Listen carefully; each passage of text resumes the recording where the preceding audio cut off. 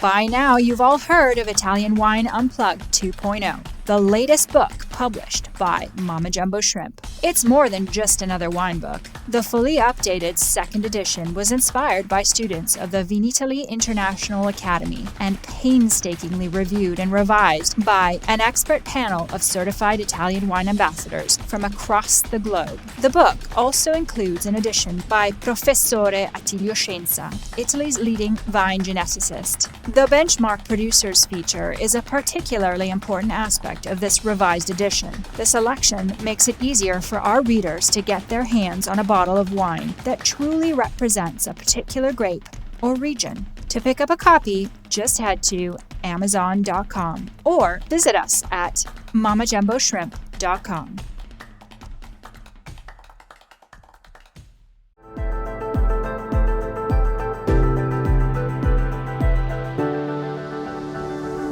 Welcome to the Italian Wine Podcast. I'm Cynthia Chaplin, and this is Voices. Every Wednesday, I will be sharing conversations with international wine industry professionals, discussing issues in diversity, equity, and inclusion through their personal experiences working in the field of wine. If you enjoy the show, please subscribe and rate our show wherever you get your pods.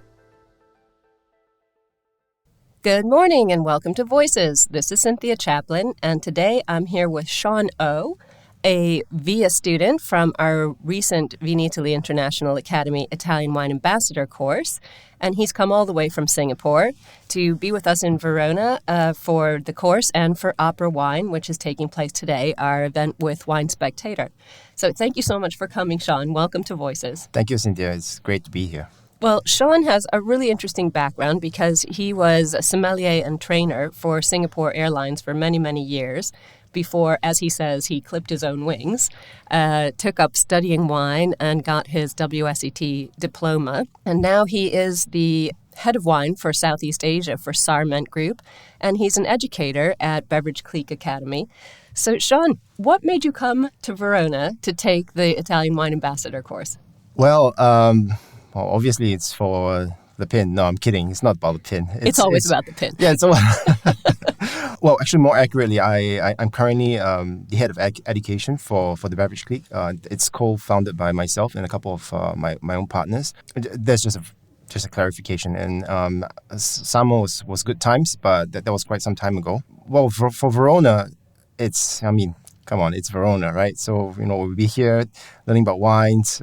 People like to come and visit us. Yeah, we're lucky to be here. And we're close to the source. It's always good to come and experience and see it for yourself. A couple of days ago, we were at Lake Garda, and I teach about this in WSET a lot, but I never really got to see it. So this time around, it was quite an eye-opener. It's one thing to read it in the books, but it's another thing to actually see it. It's so true. It's emotional when you go to these places that you teach about. I had an experience not dissimilar to that being in Australia, where I teach about that, but to actually stand there, with your feet in the morainic soil near Lake Garda, it is great. I'm so glad you got to travel. Yeah, absolutely. Well, it was quite an experience, and I'm sure I'll be back again.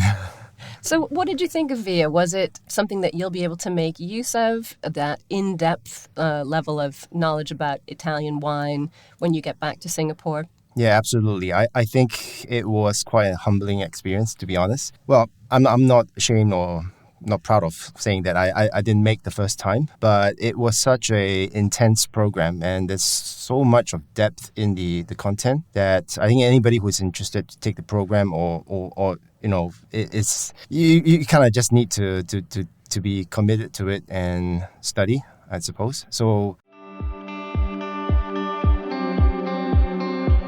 Are you enjoying this podcast?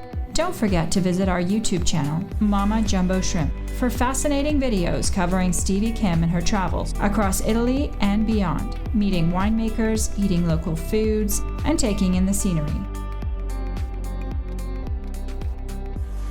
Now, back to the show. I would say even without the pin, the amount of experience and the amount of content that I've acquired would definitely, value add whatever I'm doing back in Singapore. Well, it makes my heart very happy to hear you say the first time, because a lot of people don't pass the first time they sit the exam, and we really do welcome people back, and we want you to come back and do it again until you get the pin this time. But it's really nice to hear you say that. That makes us happy. We like people to feel part of our community, so it's not just a course and obviously not just a pin, but it is becoming part of the community, meeting all the people. You did a video project. How was that with a group of people who you didn't know, I assume? Well, I knew one of them at the beginning, but it quickly grew on us. We worked as a team. I think generally speaking, it was different from most other certifications that I've taken, because you actually have to work together, and on top of that, you kind of need to do your own research, making it concise and comprehensive for whoever's watching. So I thought that was great. Yeah, so it was interesting. It was an interesting take on it. Good, yeah. Good. I'm glad. Well, we like that part of the. It sort of makes the fourth part of our exam, because we like to see how people can work together and really present wine and be an ambassador. So it's kind of as you said, it's an unusual piece of testing that we do. But while I've got you here, locked in my podcast booth with me, tell me about the Singapore wine market. How's Italian wine doing in Singapore? Well, Italian wine, I would say it's still, the French wines are still the ones that's dominating the market for obvious reasons.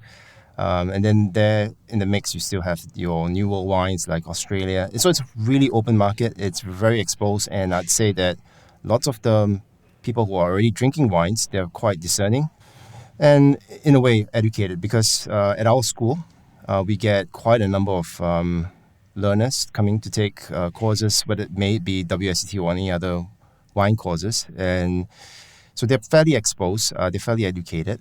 I would say Italian wines they're kind of locked in second spot, but the thing is, it's always constantly growing, and with prominent producers that are doing really well, almost cult status to rival some of the French wines. I think there's a lot of potential, for growth. Personally, I like Italian wines, but I have to say that my knowledge of it isn't as deep as French wines for obvious reasons.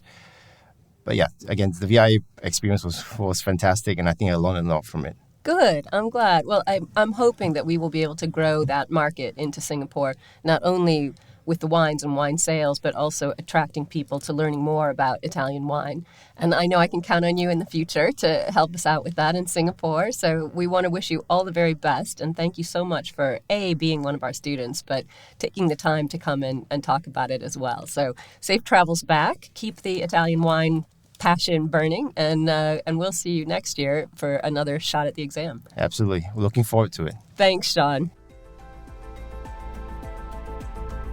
Thank you for listening, and remember to tune in next Wednesday when I'll be chatting with another fascinating guest. Italian Wine Podcast is among the leading wine podcasts in the world, and the only one with a daily show. Tune in every day and discover all our different shows. You can find us at ItalianWinePodcast.com, SoundCloud, Spotify, Himalaya, or wherever you get your pods.